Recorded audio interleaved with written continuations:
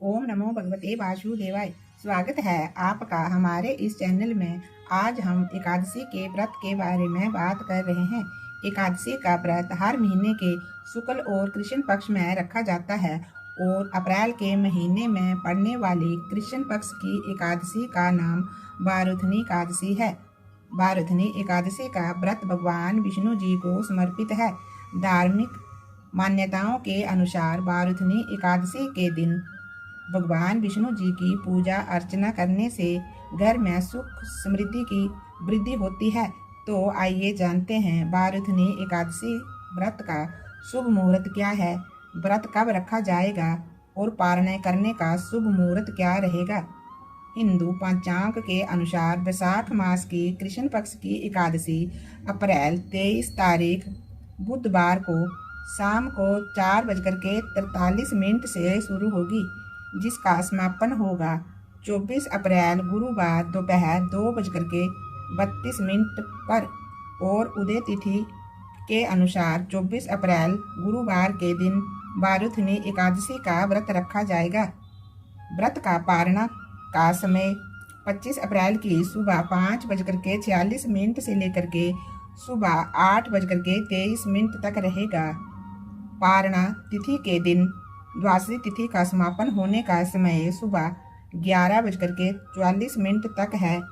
बारुथनी एकादशी की पूजा विधि। इस दिन स्नान आदि करके भगवान विष्णु जी का पंचामृत से स्नान कराएं। विष्णु भगवान को पीला चंदन लगाएं और पीला फूल ही अर्पित करें। मंदिर में घी का दीपक जलाएं और बारुथनी एकादशी की व्रत की कथा भी सुने और ओम नमो भगवते वासुदेवाय मंत्र का जाप करें और पूरी श्रद्धा भक्ति भाव से भगवान विष्णु और माता लक्ष्मी जी का ध्यान करें। श्रद्धा भाव से आरती करें। भगवान जी को तुलसी का दल जरूर अर्पित करें। और इस प्रकार भक्ति भाव से विष्णु भगवान का व्रत करने से मनुष्य की सारी इच्छाएं पूरी होती है और जन्म जन्म के किए हुए पाप सारे नष्ट हो जाते हैं। बोलिए विष्णु भगवान की जय। ओम नमो भगवते वासुदेवाय। ओम नमो भगवते वासुदेवाय। वैशाख मास के कृष्ण पक्ष की बारुथनी एकादशी व्रत की कथा। धर्मराज युधिष्ठिर बोले, हे भगवान, वैशाख मास के कृष्ण पक्ष की एकादशी का क्या नाम है, उसकी विधि क्या है तथा उसके करने से क्या फल प्राप्त होता है, आप विस्तार पूर्वक मुझसे कहिए।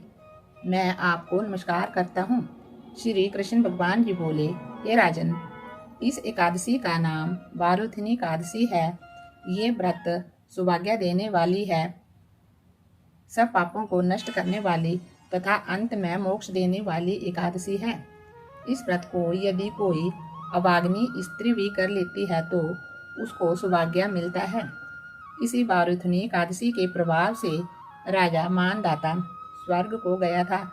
बारुथनी एकादशी का फल 10,000 वर्ष तक तप करने के बराबर होता है। कुरुक्षेत्र में सूर्य ग्रहण के समय 1 मन सोना दान करने से जो फल प्राप्त होता है, वही फल बारुथनी एकादशी के व्रत के प्रभाव से मिलता है।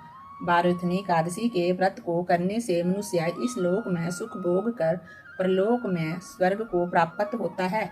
शास्त्रों में कहा गया है कि हाथी का दान घोड़े के दान से श्रेष्ठ है।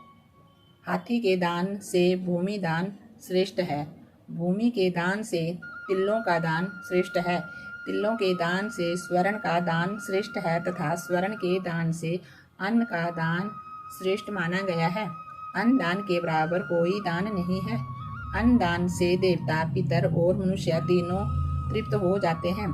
शास्त्रों में इसको कन्यादान के बराबर माना गया है।